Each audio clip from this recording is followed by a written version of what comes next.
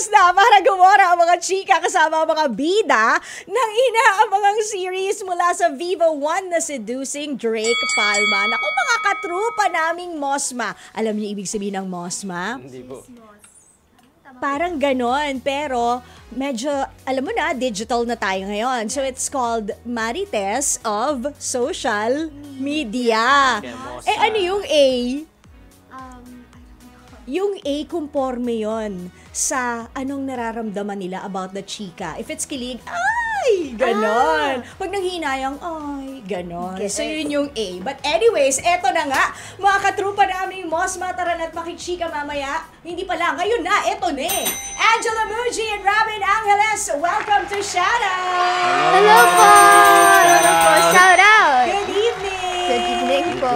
O, kamusta naman ang inyong first ever team up? Kasi, magbigay lang tayo ng background.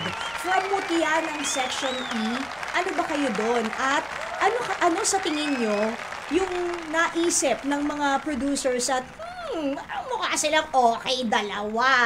Try nga natin sa Seducing with Drake Palma. Yan. Sa Mutya po, parang Batchmates lang. wala po kami eksena together. Parang nagkakasabay lang po kami. Parang nasa set siya. Pero wala talaga kaming, hindi kami mag-uusap sa mga scenes. Nagdadaanan lang kami, gano'n. Doon lang kami nagkatrabaho ng una po.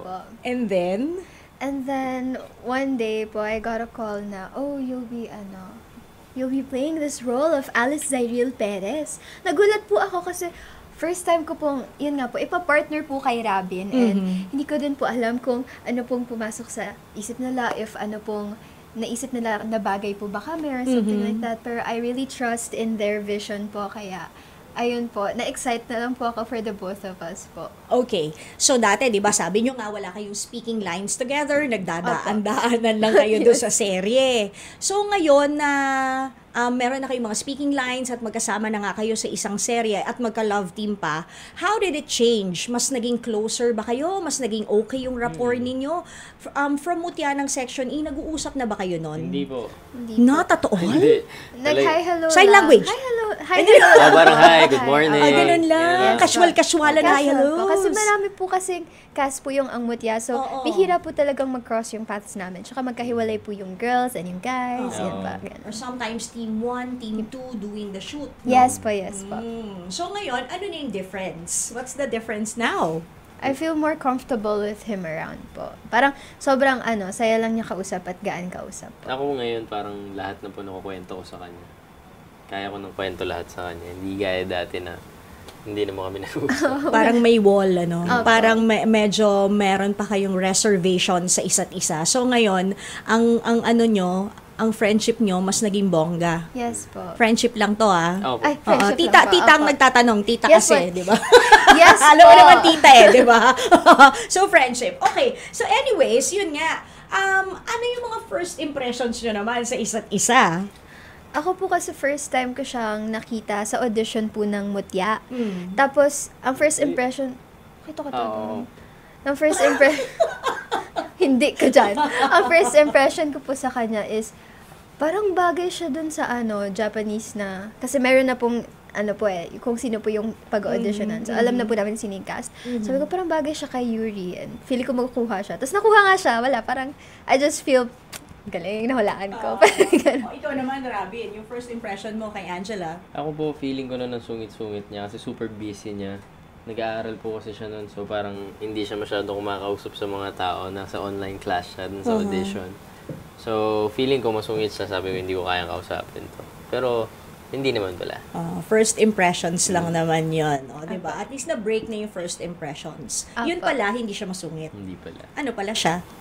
Ang sweet pala niya. Oh. Okay. Muna tayo. Mag-icebreaker muna tayo. Okay? Sino ba sa inyong dalawa ang mas mahilig lumafang or kumain? Ako po. Ano ang madalas mong kinakain sa set? Chocolate po ni Direk. Hindi pa talaga sa'yo. Direk, pakidamihan po yung chocolate. Pakisali na rin po ako. Ano bang favorite na chocolate ni Direk? May mga wafer po siyang dala na biscuits chocolate. lang. Biscuit na chocolate po. Sarap. Yun po. Pampagising. Pampagising po. Energy. Pampatas na sugar po. Yes, oo. Diba? Okay. Sa set, sino naman ang madalas makalimot ng lines? Parang Parang okay naman. parang ako po. More on nakakalimot. Pero, nakakalimot in a way na re-sentence mo lang ba? Or talagang mental block? Hindi naman po na mental block. Nawawala-wala lang po. Tapos, Bumabalik naman po. Bumabalik. Umalis lang saglit. Baka nag-CR yung lang. Tapos, Pahinga lang. Oo, diba? Bumalik. Anyways, sino naman ang nalilate sa set? Wala pong nalilate Wala sa set. po. Naka-service po kasi May kami. service po. Sinusundo kayo sa house? Sinusundo. Okay yon, very good yon. Sino mahilig mag-prank sa inyong dalawa? Sino yung mas joker sa inyong dalawa? Si Robin po. Sabihin mo ikaw. Ako daw po. Parang napilitan ka lang, Robin. Mahilig po siya bang mag-make ng Magising. jokes. Opo. And nangihila siya ng paa. Kunyari po, lunchtime or dinner break. So, natutulog po ako every lunch or dinner break kapag hindi ko na po talaga kaya yung antok. Nangihila po siya ng paa. Sabi niya, gising na, tara na, actors in.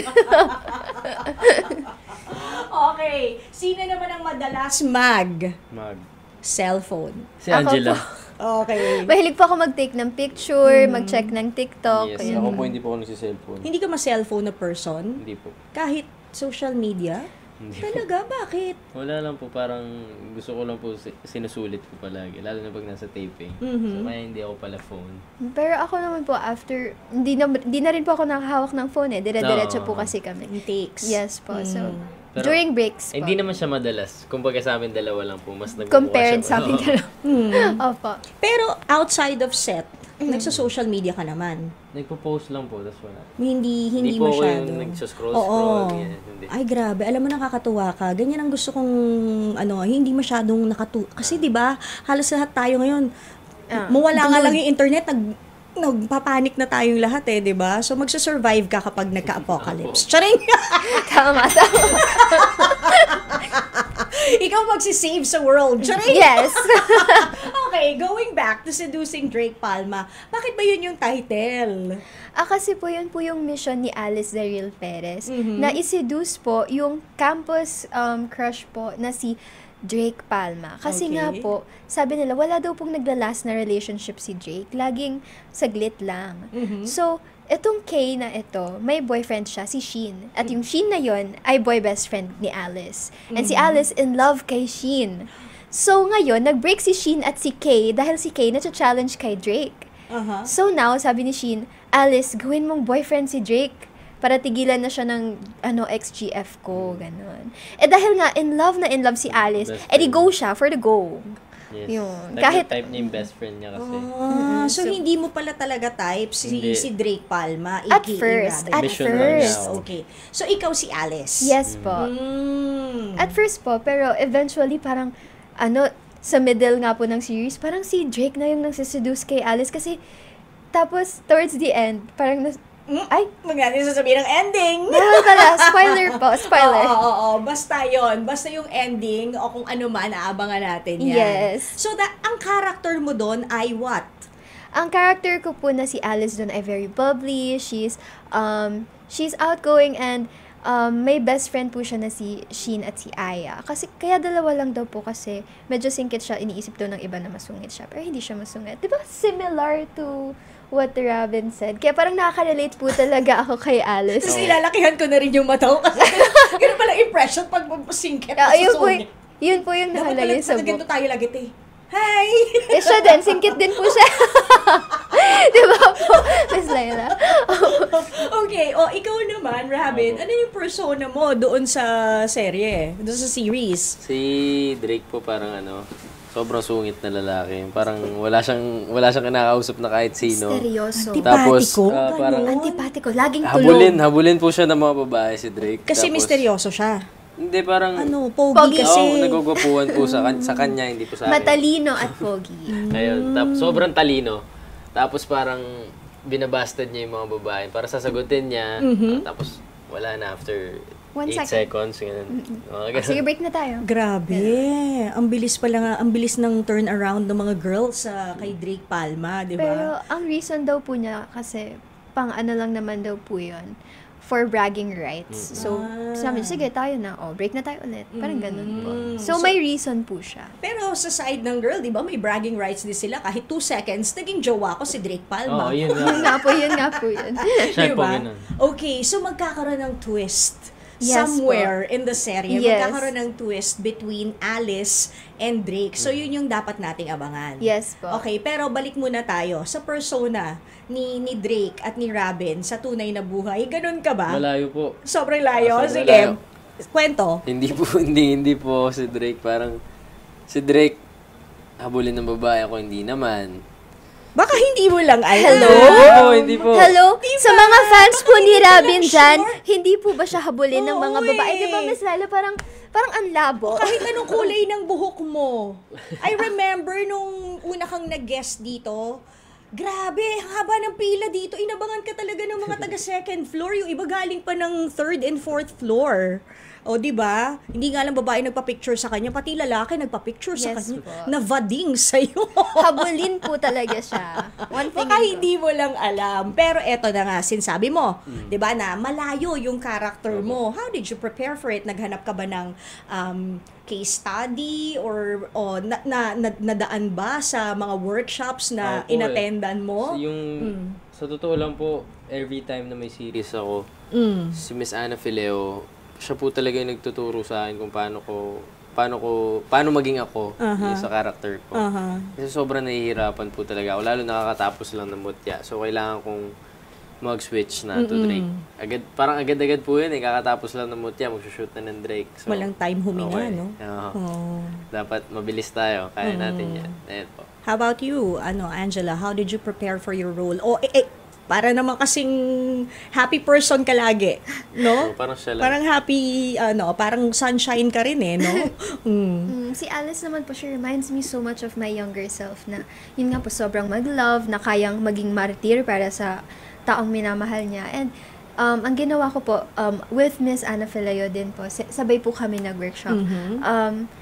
Kinuha ko po yung advice niya, you just have to take the parts of you that are like Alice. Yun po. So, yun po yung ginawa ko po. Parang in-embody ko po si Alice. So, medyo naghukay ka ulit ng iyong old self. Yeah, Oo. youthful days. Oo. Pero, which is better, the youth or the version 2.0 of I Angela? think the me with the wisdom now is better because syempre mas immature pa po, hindi pa po nag-mature po yung batang ako. Oo naman yun. And this goes for everybody na nakikinig and nanonood ngayon, di ba? Okay lang naman na madapa, ma-stumble, even sometimes talagang plakda yung mukha mo sa putikan. What's important is, You get pupulutin back mo lahat ng lessons, iwan mo yung mapapait na alaala. Hindi mo nanamnamin yung lessons, but you bring it with you habang paedad ka ng paedad. Kasi yun yung dapat talaga na natututunan, hindi ba? Yes, Kaya nga lesson ang tawag. Lalim, ano ba yan? Love it! Ilong ko. Nagdudugo ilong ko doon. No? Anyways, bakit hindi natin imbitahin silang lahat sa sa upcoming series? When is this gonna be? Anong oras? Ayan. At saka ano bang tawag sa mga nyo ngayon, sa mga supporters nyo? Rab Gel and Jelly Beans. Yes. Wow! Shoutout nyo! Shoutout sa kanila. Shoutout po sa mga Rab Gel and Jelly Beans dyan, sa mga Dabins po, and sa mga angels ko po. Ayan. And then? Iniimbitahan po namin kayong lahat na manood ng Seducing Drake Palma sa TV5 Primetime Premiera sa Lunes na po yan, 6:45 p.m. po. Yes, July 21 guys, tandaan nyo. At also, airing na po ang 6 episodes ng Seducing Drake Palma sa Viva One. Every Friday po, 12 midnight, ang new episodes. Yes. Yan. How many episodes is there gonna be? There's gonna be 16 po in Viva One. I'm not sure pa po kung paano po i-cut po ng TV5 po yung series. Tuloy-tuloy na yun hanggang... 16 episodes lang din. Okay, I see. So good luck sa inyong dalawa. Sana ito pa lang ang simula ng ng love team ninyo, and as individuals, may you also both grow in your craft. And we wish you all the best from Team Shoutout, Robin and po. Angela. O yan mga kapatid, Thank you so much po. Kakaririn natin yan. Pero alam mo, because you guys are our guest, mas maganda kung you get to feel how it is to be a DJ. So, although hindi man kanta yung i-introduce nyo, kayo ang mag-intro kasi napapanood din naman tayo sa TV, Channel 19, Signal and Satellite, pati sa YouTube and Facebook Live. We're live. Sandali, baka naman nga pala may mga ayan, nawala, nabura tuloy yung mga comments. But anyway, so yun nga, kayo na mag-introduce noong nung plug ng Seducing Drake Palma. Go ahead. Go. Okay, I have no idea how to do this po, pero... Sige, I'll start. Okay pa. We start with the station dial. Okay. It's 105.9.